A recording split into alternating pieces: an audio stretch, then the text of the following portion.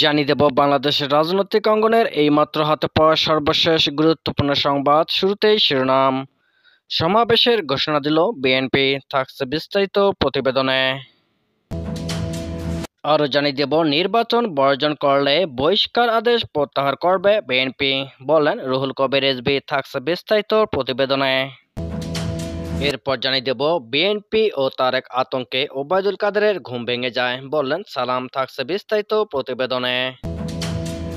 সবশেষে জানিয়ে দেব ক্ষমতায় যেতে বিএনপি বিদেশি প্রভুদের দাসত্ব করছে, বললেন ওবায়দুল কাদের, থাকছে বিস্তারিত প্রতিবেদনে। এতক্ষণ শিরোনাম শুনছিলেন, এবার বিস্তারিত।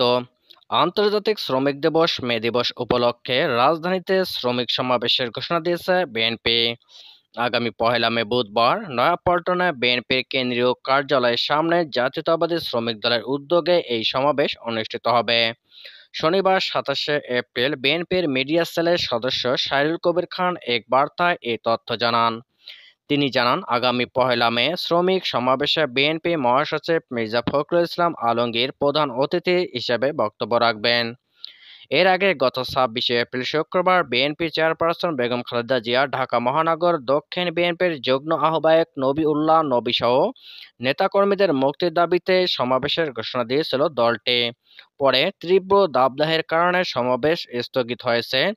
সর্বশেষ গত 25 মার্চ রাজধানীতে মুক্তিযোদ্ধা সমাবেশ করে বিএনপি। তবে দলীয় কর্মসূচি হিসাবে নির্বাচনের আগে গত বছরের 28 অক্টোবর সর্বশেষ রাজধানীতে সমাবেশ করেছিল বিএনপি। সমাবেশকে কেন্দ্র করে রাজধানী জুড়ে চলে সংঘর্ষ। এতে পুলিশ সদস্য সহ বেশ কয়েকজন প্রাণ হারান। এর পরের দিন উত্তরা বাসায় গ্রেপ্তার হন ফখরুল। বিএনপির সিনিয়র যুগ্ম মহাসচিব অ্যাডভোকেট রুহুল কবির রিজভী সাহেব বলেছেন, বিএনপির বহিষ্কৃত নেতারা সংবাদ সম্মেলন করে নির্বাচন থেকে সরে দাঁড়ালে তাদের বহিষ্কার আদেশ প্রত্যাহার করা হবে। এখনও সুযোগ আছে, যারা নির্বাচন থেকে সরে দাঁড়াবে দল তাদের বিষয়ে বিবেচনা করবে। শনিবার 27 এপ্রিল রাজধানীর শান্তিনগর এলাকায় পথচারী ও রিক্সা শ্রমিকদের মাঝে বোতলজাত পানি ও খাবার স্যালাইন বিতরণকালে তিনি এসব কথা বলেন। বিএনপির সিনিয়র এই নেতা বলেন, লোভ বা চাপে পড়ে সরকারের পক্ষ হয়ে নির্বাচনে যাবেন না। দেশের মানুষ এই সরকারের অধীনে নির্বাচনে যায়নি, যাবেও না। তাই দেশের স্বার্থে ও মানুষের অধিকার আদায়ে নির্বাচন বর্জন করুন। তিনি বলেন, ডামি সরকারের উন্নয়নের ভেলকিবাজিতে বাংলাদেশ এখন মৃত্যু উপত্যকায়। অপরিকল্পিত নগরায়নের জন্য বন জঙ্গল উজাড় করে, নদী-নালা খাল-বিল ভরাট করে এবং তাপবিদ্যুৎ ও কয়লা বিদ্যুৎ কেন্দ্র স্থাপন করে মানুষের জীবনকে সংকটে ফেলে দিয়েছে সরকার। সারা দেশে চলমান তীব্র দাবদাহের জন্য দায়ী সরকার। আওয়ামী লীগের সাধারণ সম্পাদক ওবায়দুল কাদের ঘুমের মধ্যেও তারেক বিএনপি তারেক করতে থাকেন বলে মন্তব্য করেছেন বিএনপি চেয়ারপারসনের উপদেষ্টা ও ঢাকা মহানগর দক্ষিণ বিএনপির আহ্বায়ক আব্দুস সালাম। আজ শনিবার 27 এপ্রিল দুপুরে জাতীয় প্রেসক্লাবের সামনে জিয়া প্রজন্ম দল আয়োজিত অবস্থান কর্মসূচিতে প্রধান অতিথির বক্তব্যে আব্দুস সালাম এ মন্তব্য করেন। ওবায়দুল কাদেরের কঠোর সমালোচনা করে আব্দুস সালাম বলেন, ওবায়দুল কাদের আওয়ামী লীগের সাধারণ সম্পাদক নয়, তিনি বিএনপি বিষয়ক সম্পাদক পদ পেয়েছেন। তারেক আর বিএনপি আতঙ্কে তার ঘুম ভেঙে যায়। বিএনপির মধ্যে গণতন্ত্র নেই বলেই 73 জনকে বহিষ্কার করেছে। ওবায়দুল কাদেরের এমন বক্তব্যের নিন্দা জানিয়ে আব্দুস সালাম বলেন, বিএনপিকে নিয়ে এমন বক্তব্য না দিয়ে আগে নিজের দলেরটা বলেন। হুমকি ধমকি দেওয়ার পরও নেতাকর্মীদের নিয়ন্ত্রণে আনতে পারেনি আপনাদের দলেরই গণতন্ত্র নেই।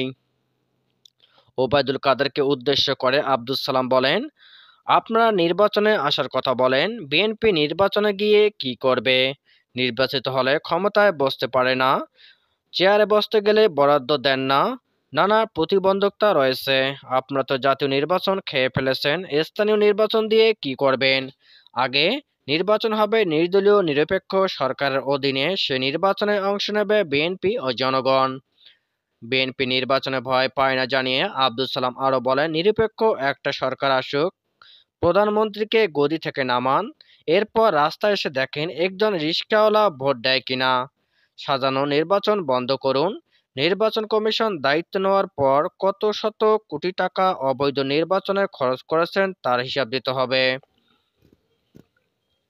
বিএনপি মনে করে বিদেশি প্রভুদের দাসত্ব করলে ক্ষমতা রক্ষা করা যায়, ক্ষমতায় যাওয়া যায় বলে মন্তব্য করেছে আওয়ামী লীগ সাধারণ সম্পাদক, সড়ক ও পরিবহন সেতুমন্ত্রী ওবায়দুল কাদের। শেরেবাংলা এ.কে ফজলুল হকের মৃত্যুবার্ষিকী উপলক্ষে আজ শনিবার সকালে তার সমাধিতে শ্রদ্ধা নিবেদন শেষে তিনি একথা বলেন। কাদের বলেন, সাধারণ মানুষকে এই দেশে স্বাধীনতা মন্ত্রে উজ্জীবিত করেছিল সর্বকালের সবার সেরা বাঙালি, যা বঙ্গবন্ধু শেখ মুজিবুর রহমান।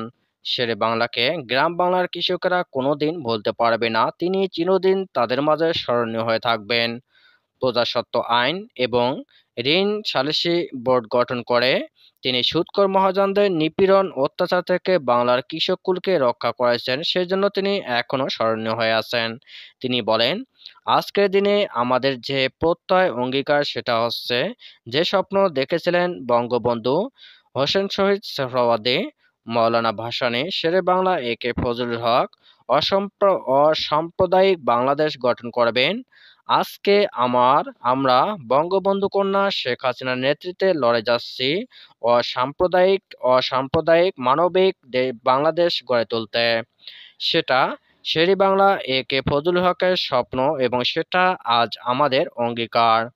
আমরা পিন্ডির শোষণ থেকে মুক্ত হয়েছি দিল্লির দাসত্ব করার জন্য না, এবং এই দাসত্বের জন্য আওয়ামী লীগ সরকারের ভূমিকা আছে। বিএনপি নেতা জয়নুল আবেদিন ফারুকের এমন মন্তব্যের বিষয়ে জানতে চাইলে গণমাধ্যম কর্মীদের কাদের বলেন, দাসত্বের তকমাটা বিএনপির সঙ্গে লেগে আছে, তারাই দাসত্ব করে ক্ষমতায় পাওয়ার জন্য। তারা জনগণের সমর্থনকে মূল বিষয় হিসেবে মনে করে না, তারা মনে করে যে বিদেশি প্রভুদের দাসত্ব করলে ক্ষমতা রক্ষা করা যায়, ক্ষমতায় যাওয়া যায়।